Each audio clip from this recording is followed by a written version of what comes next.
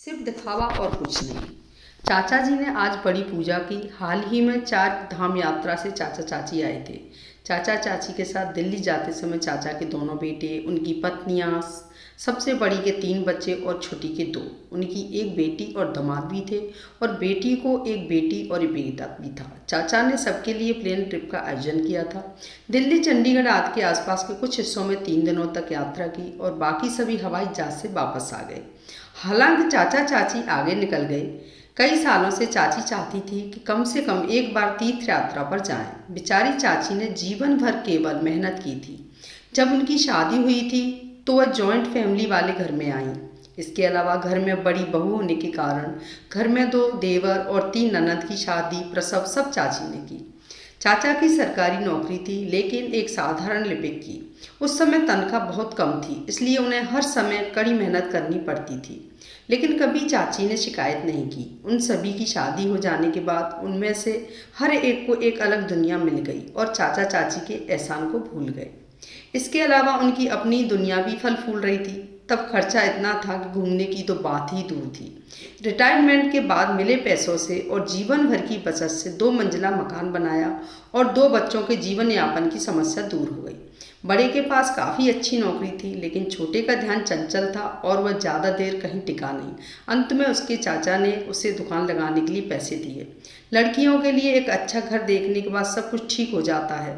हाल ही में पता चला कि गांव के पास उनके खेत को बांध दिया जाएगा और उन्हें सरकार से मुआवजे के रूप में पैसा मिला। अब चाचा जी ने खेती के साथ साथ गांव के पास का घर भी बेच दिया, इसलिए उन्हें अच्छी खासी रकम मिल गई। मिली रकम को जमीन या रियल एस्टेट में दोबारा इन्वेस्ट करने पर टैक्स में छूट मिलती है और पैसा सुरक्षित रहता है।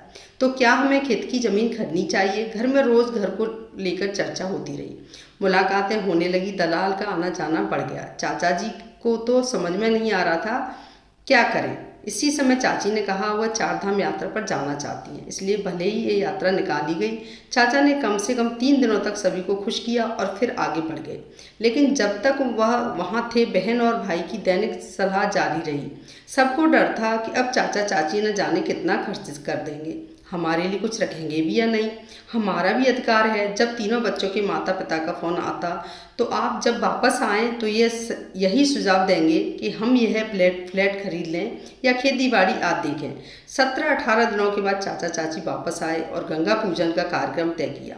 रात के खाने के लिए 100-150 लोगों का आमंत्रित किया गया था। तीनों लड़कों को ये बिल्कुल पसंद नहीं था, लेकिन वह सबके सामने बहुत खुशमिजाज होने का दिखावा कर रहे थे। दावत और पूजा अच्छी तरह से हो गई और सभी अपने अपने घर चले गए। घर में केवल तीनों बेटों का परिवार था और सभी तोहफे देख रहे थे।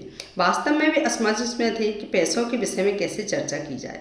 अंत में छोटे लड़के ने एक बार कहा, पापा मेरे दोस्त ने अभी एक फ्लैट खरीदा है जिससे कि निर्माण चल रहा है, अभी कीमत कम है, वह कम पैसे में 3 फ्लैट छोड़ देगा, क्यों न जाकर इस रविवार को देख कर आएँ। लेकिन चाचा अपने पोते से बात कर ही रहे थे कि अचानक उन्होंने कहा, जब हम यात्रा कर रहे थे तो वहाँ मज़ेदार था। एक मंदिर में बहुत अच्छा उत्सव चल रहा था, रात का खाना चल रहा था, बहुत भीड़ थी और बहुत सारे व्यंजन पके हुए थे। उसी वक्त मंदिर पर भजनों और श्रद्धालुओं ने नृत्य किया। मैं धीरे धीरे यह सोचकर मंदिर के अंदर दर्शन मिलेंगे या नहीं, लेकिन कमरा बिल्कुल खाली था। हर कोई बाहर था और भगवान और मैं कमरे में अकेले थे और देवता मुझसे बोलने लगे। उतने में बड़ा बेटा गुस्से से बोला, पापा राजू जो कह रहा है क्या आप सुन नहीं रहे हो क्या? लेकिन पापा ने इस बात को पूरी तरह से अनसुना कर दिया और बात करते रहे। भगवान ने कहा कि देखो सुंदर, ये मेरे नाम पर उत्सव है, पर मौत सबकी है। सुबह पूजा हो चुकी थी, फूल पत्ते पानी मुझ पर रखे, अब वह फूल पत्ते सड़ रहे हैं, उसकी दुर्गंध फैल रही है, उसमें से कीड़े मुझ पर चल रहे हैं और अब इस गंदगी को कोई साफ नहीं करना चाहता। 5-6 बार आरती कर दी गई, लेकिन अब साउंड प्रोजेक्ट से भरपूर संगीत और कर्कश गाने बज रहे हैं। तब सब खाने पीने में लगे हैं, लेकिन मुझे भोग लगाना भूल गए हैं। जैसे ही चाचा जी कुछ और कहने वाले तो उतने में उनकी बेटी मिष्टी गुस्से में बोली, क्या फालतू की बातें कर रहे हो पापा? पापा आप व्यस्त नहीं हैं, लेकिन से हम इतने काम में इतने व्यस्त होते हुए आपके लिए ही आए हैं और आपकी ये क्या बकवास चल रही है। हालांकि इस बार चाचा जी बोले, फालतू? मैं बकवास नहीं कर रहा हूँ, जो कुछ भी है कह रहा हूँ, मैं आपको सच कह रहा हूँ। आप हमारे लिए नहीं बल्कि सिर्फ पैसों की सेवा करने आए हैं। जब हम यात्रा कर रहे थे तो हर कोई मुझे अलग अलग योजनाएं बता रहा था, लेकिन आप में से एक ने भी हमारे स्वास्थ्य के बारे में नहीं पूछा। हम क्या कह रहे हैं, कहाँ जा रहे हैं और हम कहाँ रह रहे हैं, आपने पूछताछ भी नहीं की। हमने तो जीवन भर मेहनत करके 4 पैसे कमाए और आपके जीवन को बेहतर बनाने की पूरी कोशिश की। हमारा कर्तव्य था, लेकिन हम अपनी ज़िंदगी जी नहीं पाए। खुशी भी कभी महसूस ही नहीं हुई। आपने इस बारे में कभी सोचा? जब यात्रा पर आपकी माँ का जन्मदिन आया तो आप तीनों में से किसी ने भी साधारण शुभकामनाएं भी नहीं दी अपनी माँ को। मुझे पता है कि मेरे पास जो पैसा है उसका क्या करना है। ऐसे ही मेरे बाल धूप में सफ़ेद नहीं हुए हैं। मैंने 3 फ्लैट में पैसा लगाया है और बाकी के पैसे पोते के नाम फिक्स डिपॉजिट में रखे हुए हैं।